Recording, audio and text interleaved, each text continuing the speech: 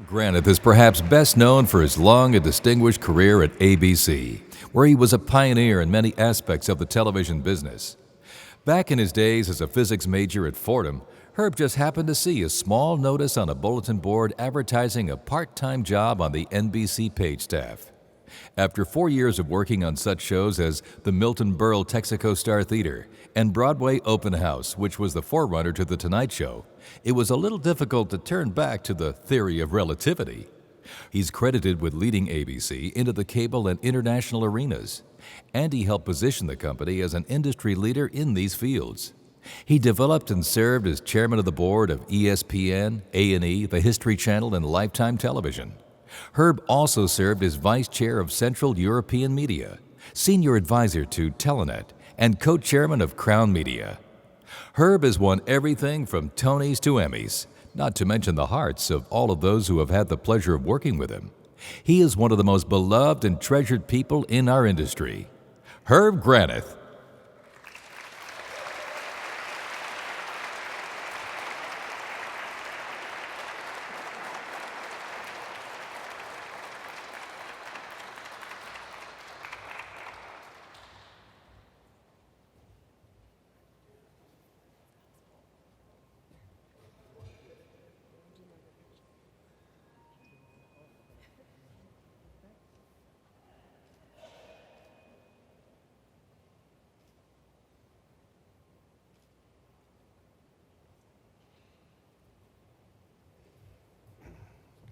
Here's one for the album.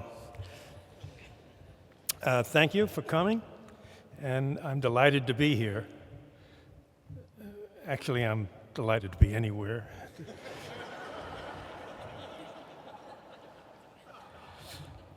One of the great things about this kind of a gathering is that I get to see a lot of people that I haven't seen in a long while.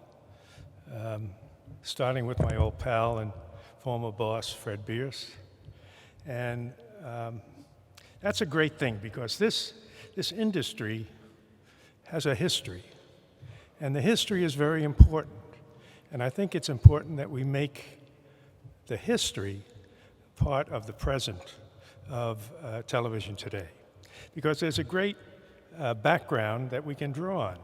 Everything from comedy to news coverage to things that are really important to the current generation of people who grew up and is currently important to the next generation of young people who spend an inordinate amount of time watching television. I hope that we're up to the task of making that time spent worthwhile. I probably got off to a rocky start in this business because I was a physics major at Fordham University and needed a part-time job to pay the ridiculous amount that they were charging for the privilege of being there. And so there was an ad on the bulletin board at Fordham for part-time work on the NBC page staff. Had no idea what that was. It was a job.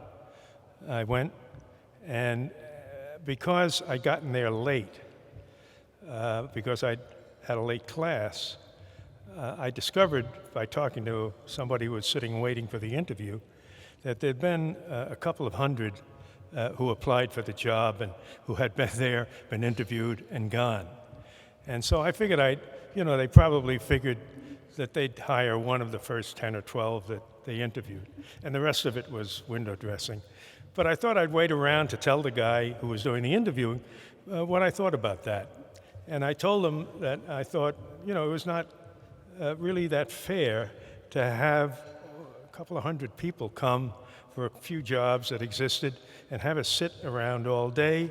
And so I got the job and learned a lesson. It's been a really terrific run, and a number of the people that I've worked with over the years are in the audience today. My former boss, Fred Pierce, and my former partners, the Hearst Corporation, are here, and Frank Bennick. And it's been a good run because I got a chance to put to use something that probably was going to be fairly useless. I mean, I was a physics major. Come on. But that kind of a background actually taught me one thing that was very important as time went on, and that was the ability to analyze a situation, consider the alternatives, and make a decision. There's a lot of waffling going on today. Very few definitive decisions being made in terms of not only the progress of our country, but also in the industry that we're in. And you know, my hat goes off to those who are currently in the industry who have brought it to the position that it now enjoys in the American culture. I mean, going back to the early days, it was almost a joke if you said you were working in the television business, because it was kind of like a game. You know, I actually had people in my family say to me, "When are you going to get a job?" You know, but it was fun, and it was work, and both of those things together make for a pretty happy industry. And so I'd like to say thank you to all of you who are part of that industry for making it a continuing industry, not only a continuing industry, but a growing industry. And it is an important part of the American culture. It probably differentiates us. I mean, I've spent a fair amount of time on international television, and it has always amazed me how unique American television is from most of European television. I mean, the Aussies have it down pretty good. They're okay.